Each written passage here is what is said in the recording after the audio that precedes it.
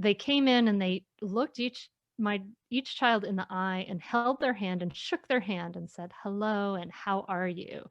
And I thought that was so cool. And so now my kids have this ability to talk to adults, to speak comfortably in a lot of situations. And I think it pretty much stems from that. Is that universal? Do you do that in Amsterdam as well?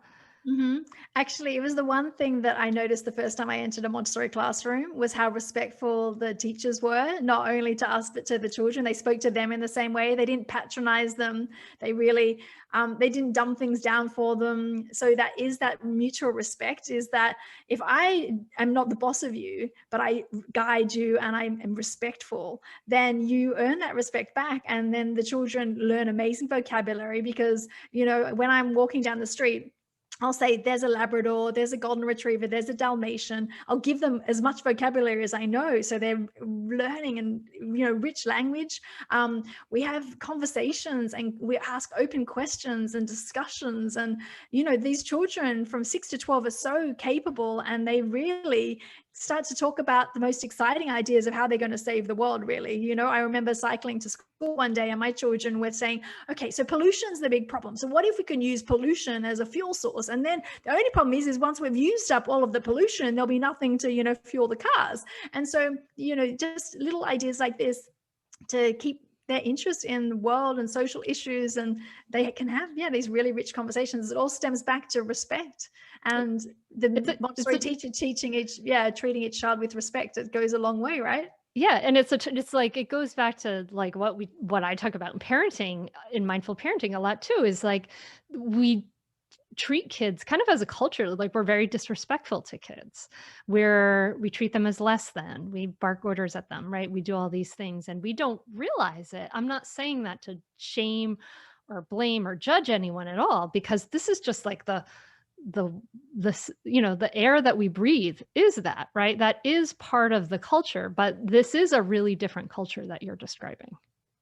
Yeah, and I think it is beautiful because these children grow up to be respectful to others, to have rich conversations, and rich conversations with people who we know are great, but rich conversations with people who think differently from us, and taking the time to listen and not argue against them, but like, I'm curious why you think that, and I'm curious why you think that too. And sometimes you might even say, I actually changed my mind about that because I listened to you. Like, it's kind of cool for them to hear that.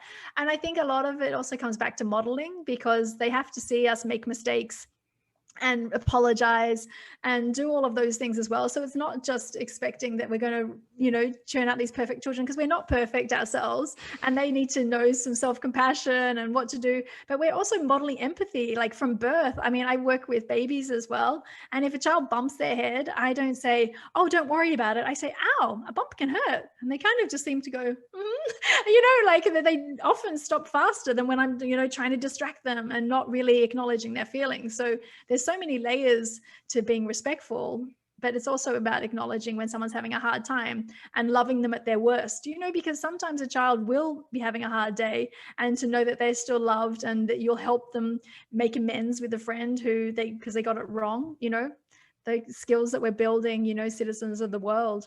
Catch new episodes of the Mindful Mama podcast and other free resources, including the Mindful Mom Guide at mindfulmamamentor.com.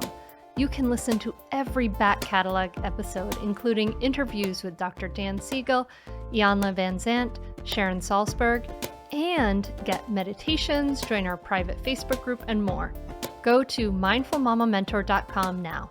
I'll see you there.